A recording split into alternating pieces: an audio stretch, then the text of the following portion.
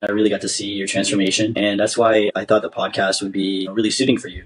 You know, like one, you're a very articulate guy. Like your way with words and the way you're able to tell your stories, it's just very engaging. You know, also your story coming from your background and your experience with psychedelics, I feel like can relate to a lot of people in today's age. You know, these people that are taking these therapies, these medicinal uses for like MDMA or like, like what they're doing now with ketamine. Like, I feel like a lot of people right now are searching for that ego death. Like they want the ego death. They want to, the divine. And it's just so funny, like with how things have been portrayed, through the media and also, with the reputation of some church institutions. Like kids of today just don't want to listen to old faith. And I feel like where our testimony comes in is like we're this version of new faith. And I feel like you can relate to a lot of these kids that are looking for that, and I'm really happy as your friend to see that you're doing a podcast like this, bro, because I'm wondering who else out there is going through what you've gone through and they can connect with you and your story. And hopefully they can eventually lead into a relationship with God and Christ. Yeah.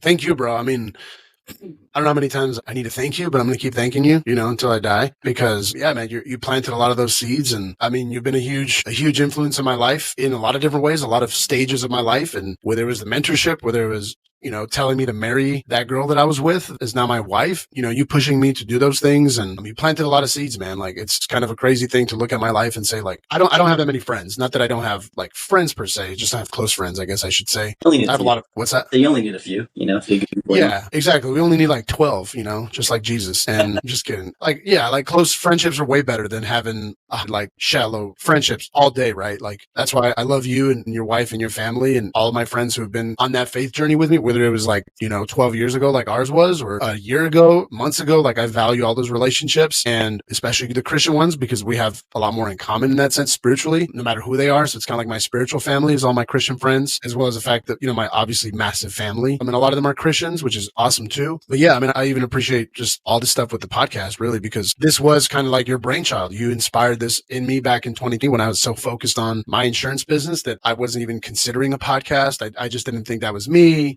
I don't have that kind of ego where I care about like putting my stuff out there and being some content creator. But you told me about the things that you felt that I could put out on the internet and whether it was just conversations that we were already having sometimes in your garage or something, like these dumb conversations, or maybe it was a stoner conversation. You know what I mean? Like, it could have been any flavor of yellow smoke. You know what I mean? It could have been whatever it was, man. Like you were telling me about this and you were right. Like, I felt even with this podcast, like, was an inspiration, obviously from God through the mouths of people like yourself, even after I kind of left the insurance agency behind a little bit. Obviously, I still have the insurance license. I still sell insurance on the side, but ultimately, as an entrepreneur, like I like having different sources of income, especially passive ones. But, you brought this up and then one of my other brothers in Christ too, Kenny, was telling me about it, like maybe 2 years ago. We were hanging out and he's like, man, we should start a podcast because we would have these really great conversations. I mean, this is like a fraction of the level of conversations we've ever had and the depth of them. Right. And, you and me specifically, but, me and my buddy Kenny, same thing. Like we would talk about psychedelics and our Christian faith and the business stuff we did together. And that was, his recommendation was like very much the same. Ironically, like, hey, you should start a podcast. We should start a podcast together and talk about these same things and just record them. And I was like, that's kind of weird. Like another friend of mine, especially a Christian, telling me about a podcast. And I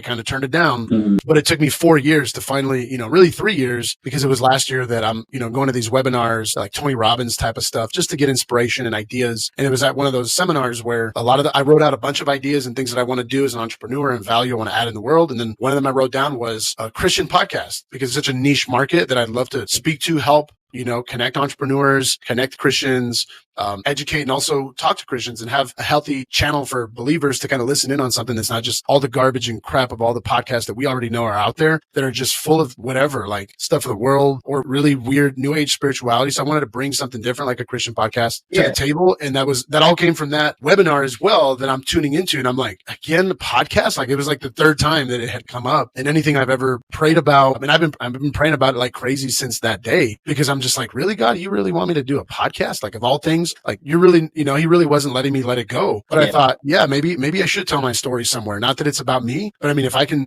bring one soul to the kingdom of heaven with us, I mean, that's worth more than any amount of fortune that you can quantify here on the planet. So, rather than pursue being some like wealthy dude, I could just pursue, preaching the gospel, telling people my story, witnessing to them. And I'm not selling it to them because I understand sales and, people don't like salesmen and salespeople. So why would I want to be that version of a Christian that's forcing it down people's throat? But it's my story. Nobody can take it away from me. Nobody can take those supernatural encounters away. And, it's all the relationships I've built, including you, a lot of other Christian friends I have, to me they're gems. Like, I value all of you guys and girls. And there's a lot of love for, that community of people, whatever church I've been to, or group of believers. Like, it's really close to my heart. I mean, I've made lots of friends, made thousands of friends. I've networked so hardcore over the years. And now my circle is smaller than it's ever been. And it's really mostly Christians. Not that I don't want to spend time with people that are not, but I would rather be around people where I can kind of speak about the truth, about the world and what's going on and the conspiracies, and connecting them to prophetic events, timelines, things that, God said is going to happen in the future that we're already seeing unfold. And I'd just like to be kind of one of those watchmen on the tower, dude, just sounding the alarm. Follow and subscribe for more.